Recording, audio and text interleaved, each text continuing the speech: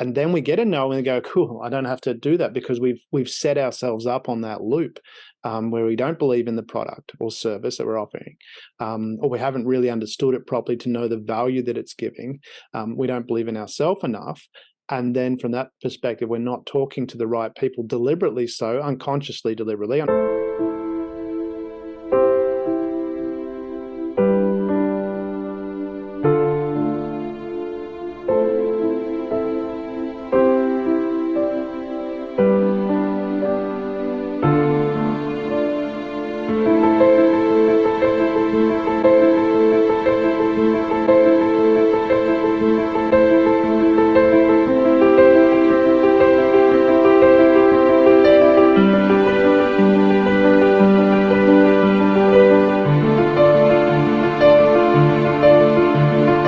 G'day, Damien. Today we're talking about blockers and the top 3 things that each of us see in working with sales teams that stop them from maximizing their sales potential.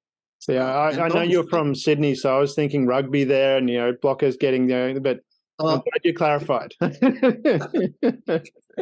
So I'm really curious, Damien. What would your number 1 blocker be?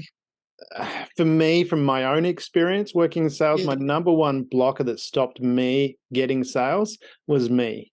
It was a mindset thing, and I know a lot of people go, oh, but I want the secret. Yeah, the secret is in your head. You're blocking the sale. A lot of times, the key things I find, you don't believe it. If you have trouble talking about the value, the money, if you're having difficulty bringing up this costs money, that's a blocker inside your head that you don't believe this has value for the client. Not only do you believe it has value, it should have more value in your mind multiple times what it costs. If you truly believe that, then you will go in there with gusto saying, hey, this is really important. And that's putting aside the first step is to qualify the person has a need for this. They have a problem that needs to be solved from what you're offering. If they don't, then it's a waste of time. That's another thing. I wouldn't. That's a blocker, but I wouldn't put that in the top 3. But certainly that mindset that what you're offering has significant value over and above the price for the client. That's curious. That's curious. Interesting. My want to know what my number 1? We're talking personal. No, I don't want to know. Yes, I do. I do want to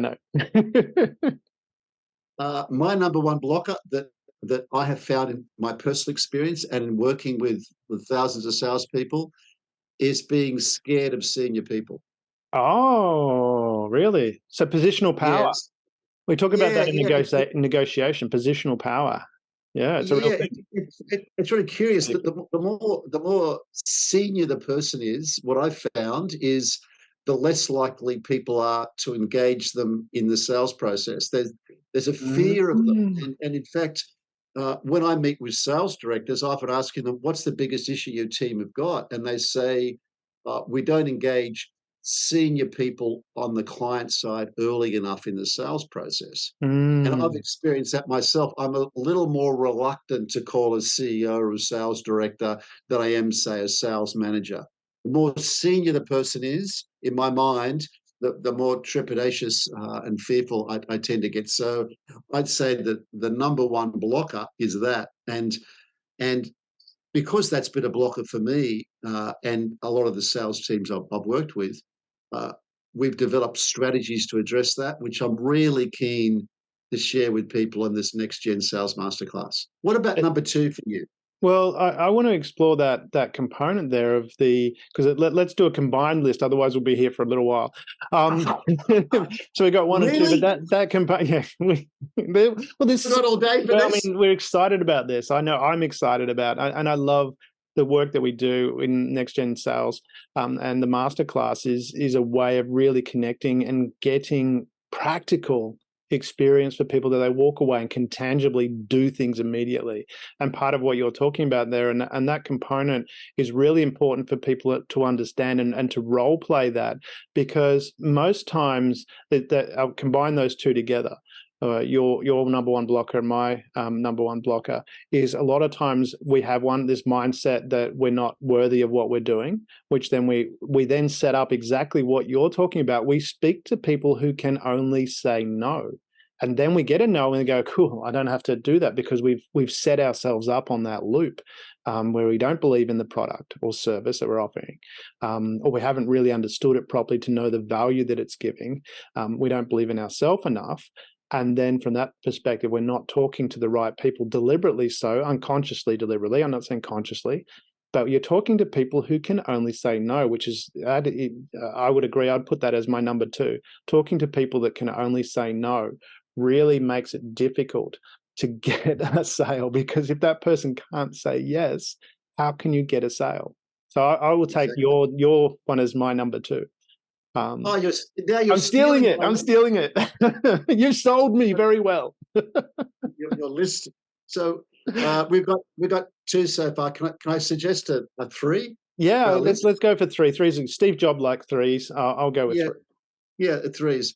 Number three for me, and this is still an issue for me, if I'm quite frank, and that is managing priorities. Like looking at my week and saying, here are my high leverage items. Here are the things that will make the biggest difference to my sales results this week, and ensuring those things get done first.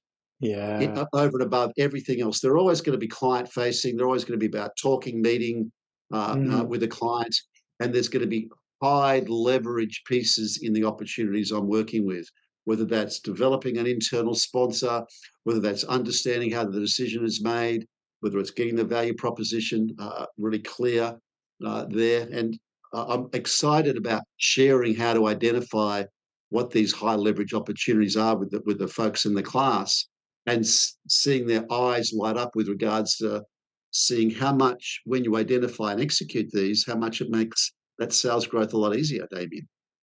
That's 100% correct. That high leverage, and people really misunderstand how valuable. And I'm going to say effort management here, but what I'm talking about is what most people know is time management.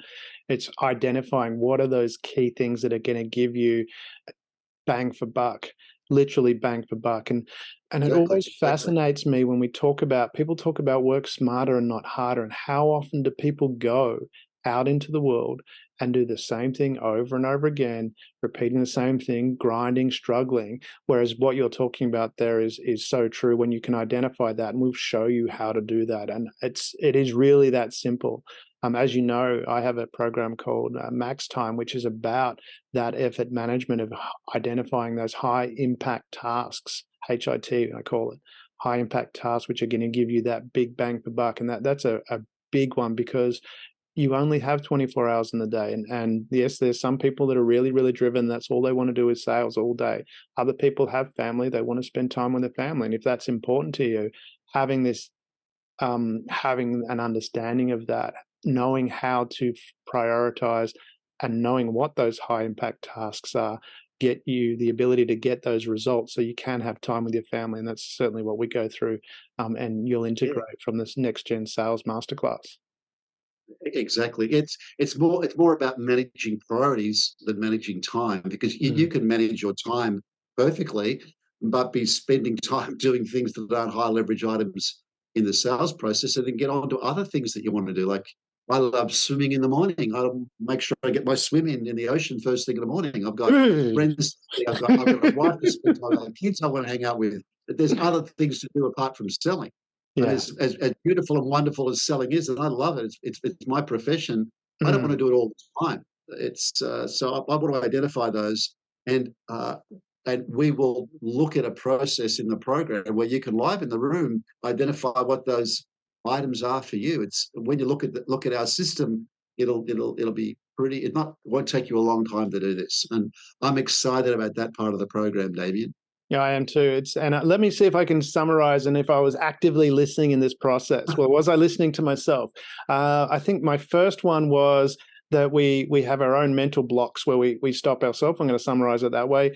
Yours was that we need to be speaking to people that can say yes, the high, the more authoritative people within the organization. The other one is focusing on those high impact tasks. Did I pass? Did I pass the test?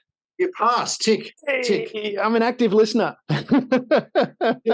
Tick. It's always fun talking with you, Peter, and I'm really excited for the next gen sales masterclasses that we run. They're awesome. People walk away with so much immediate action that they can follow and just turn things around really, really quickly. Perfect. See you next time.